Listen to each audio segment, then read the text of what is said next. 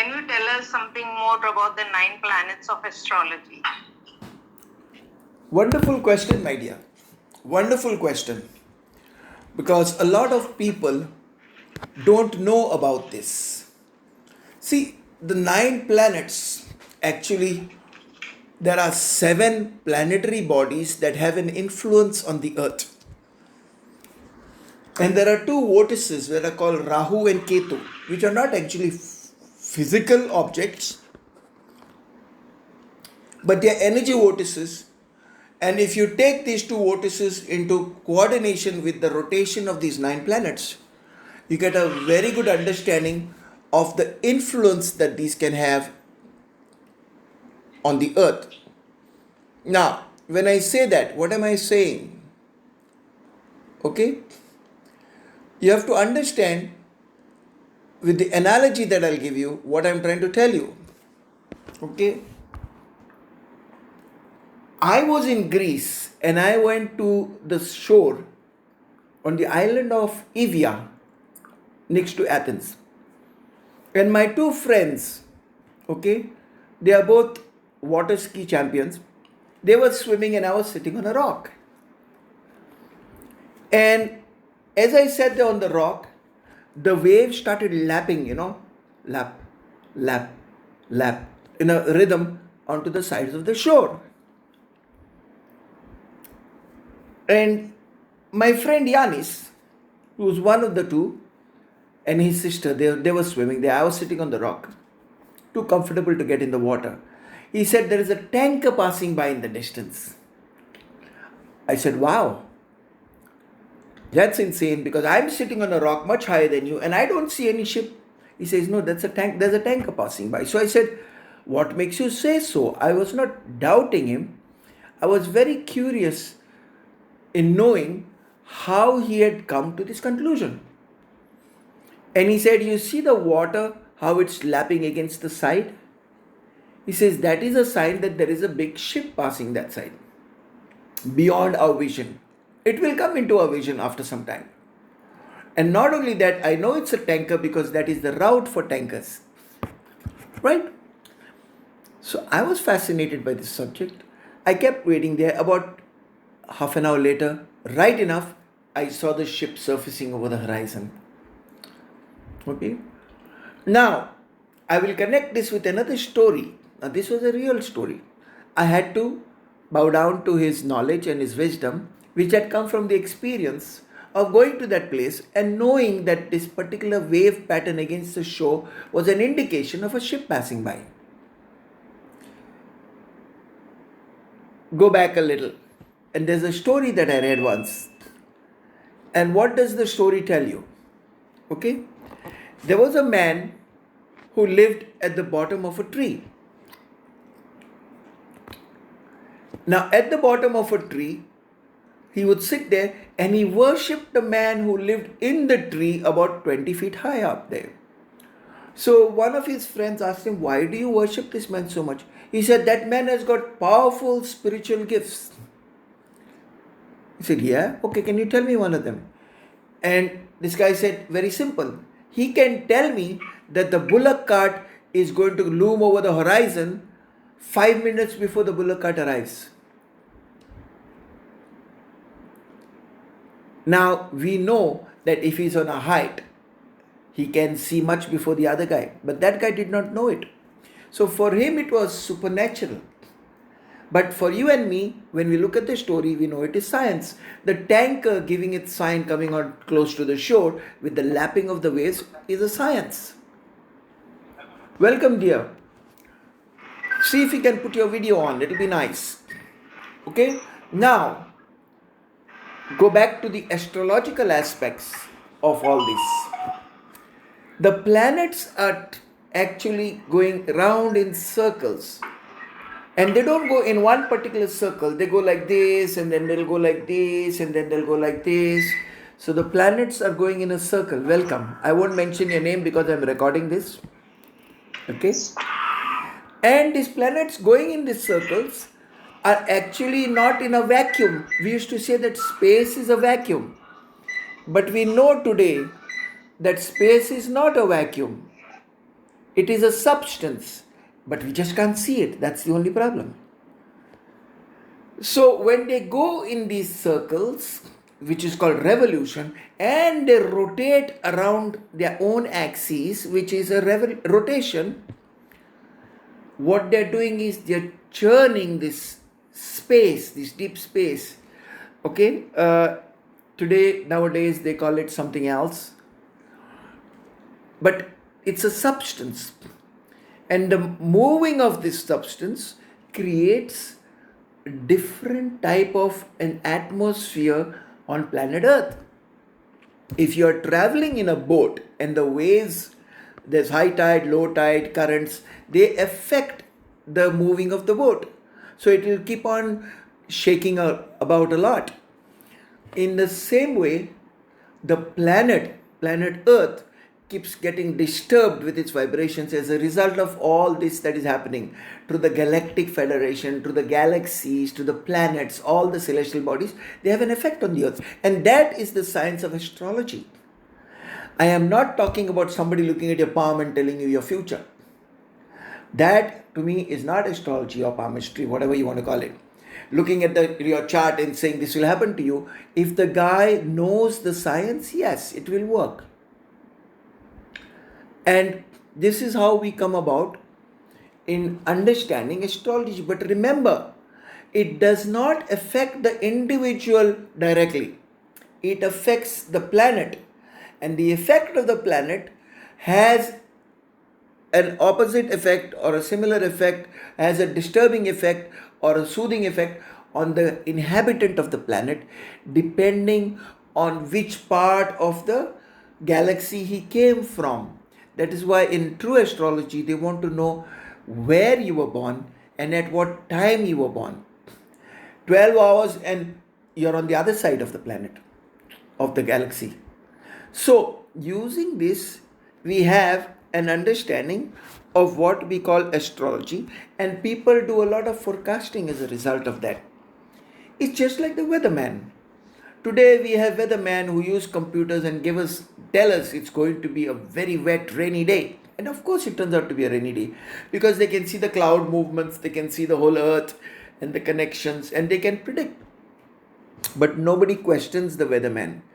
Actually, there is one profession on this planet where a person can go completely wrong in his prediction, cause millions of dollars worth of damage as a result of his wrong prediction, and still get paid a fortune for saying what he says. That's the weatherman. Even movies, when they are shooting movies, they'll take the predictions of the weatherman, because if they're doing some shooting outside, it should not rain. There should be a certain amount of sunlight.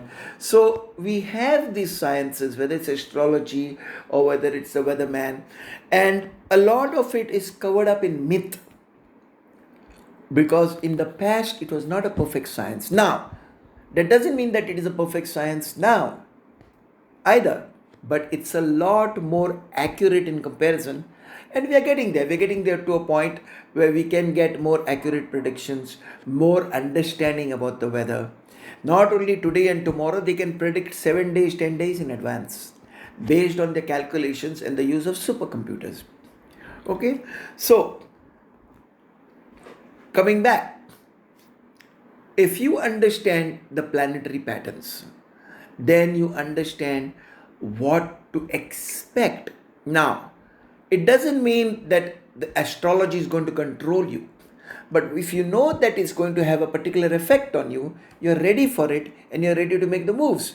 If you know that it's going to snow outside, you're going to have your coat, your skis and everything. Like in New York, I was always ready for the snow. But it didn't always work. Go to sleep in a nice, quiet night. Get up in the morning. We had 5 feet of snow outside. We had to burrow like squirrels out of there, upstate New York. Right? So that can happen. So astrology is like that. It's not a perfect science, but we do get a general idea of how to go about it once we understand what makes it work. The same with high tides. Okay, we know based on the moon that we are going to have high tides, and high tides come during the full moon, and it's a science today. But you couldn't tell that before. But the fishermen knew this in advance. They knew that if there was going to be a full moon, there was going to be high waves, there's going to be high tide. If I go down to the beach in Kalangut, which is right now about 2 kilometers away from where I live, there'll be huge hills of sand created by the cutting off of the sand on the river's edge because of the high tide. Now, knowing all these things is very important, because when you piece all these things together, it makes life more comfortable. Okay? It also makes you more prepared for in case of an emergency. It avoids accidents. Now, in India, we drive on the left side of the road, because it's a right-hand drive. So if you're going to cross the road, okay, which side will you look? You look on your right side, because the guy has got a right-hand drive and he's driving on the left side of the road, which when you're crossing becomes your right side. But in America, you don't look on the same side, you look on the opposite side, because people drive on the right side of the road because they have a left-hand drive. If I have not confused you enough by now, then you are a genius. But you got to be ready for this, because when I first started coming back to India after nearly 15 years in the US, I was always looking on the wrong side and trying to cross, and then I would be startled because there was a traffic coming, and I nearly got knocked down several times. Add to that the fact that in India there are no rules. You can stop anywhere and turn around. The only benefit of this is that if you are driving at 40 kilometers an hour on any road, besides the highways of today right now, that's high speed. So not many people get injured seriously. But where I was living in upstate, I was living in Pleasant Valley, I would drive to Wappinger Falls, I would drive to the city, downtown Manhattan. My average speed was 50 miles an hour. So we have to adjust. Now, yoga has taught me one thing, and that is that you come from within. There is an astrological compass within me.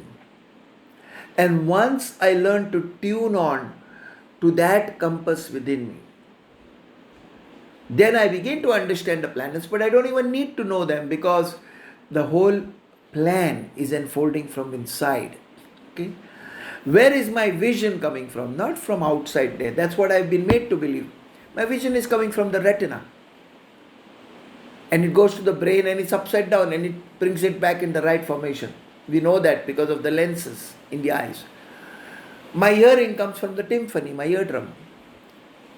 My breath, the feeling of my breath comes from my nostrils. Touch comes from my skin. Smell comes from within when it hits. And taste comes from the sides of the tongue when it hits over there. So even though I have this 4-dimensional world in which I'm living, it's not 3-dimensional, okay? If I can see 3 dimensions, that means I'm existing in a 4th dimension. Okay, so length, breadth, height is what I see because I am in a 4th dimension. Now, in this 4-dimensional world, there's a lot of stimuli coming to us. And this is the point where I'll come to the reason why I came to this whole explanation. Okay? So we are focused constantly. And this comes from our past when we were in the forest. You don't know at what time a tiger will jump on you, or what time a pack of hyenas will come and attack you. You had no idea about all these things. And these things kept me on constant alert as an animal in the jungle. Now, humans have created a new world, a brave new world with cities and a lot of beautiful things happening. But the animal in us has not gone away. That is why we are greedy. That is why people want to become billionaires, not for the benefit. Of course, there are some who do, but we are not interested in the benefit of others. We want more and more and more because we think it will protect us. There's only a limit to what can protect you. But it's very difficult to draw the line for many people. Gandhi said, there is enough in this world for everybody's need, but there's not enough in this world for everybody's greed. Okay? And in many ways, I am also guilty. I got like 40 shirts and 30 trousers. And I know half of them I never wear and never will wear. But I hold them because they fit me. Some of them don't fit me, but I hope one day I'll put on weight and I'll be able to wear those also. And they won't fall down. So understand these things, because I'm not asking you to change your life when I tell you with the philosophy. No, understand that.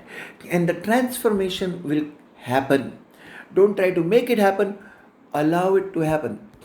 Understand that the real world exists inside you. And the best way to understand that is by going into meditation. In meditation, I teach people how to withdraw from this world. Okay? The woman I love, okay, she dies. I get a heart attack. The neighbor did not get a heart attack. How is it possible that I got the heart attack and I am suffering and I am crying, or maybe I am dead from that knowledge, but nothing happened to the neighbor? Unless, of course, the neighbor had something to do also, but that's a different story. Why? Because we are attached. We are attached to the sensations.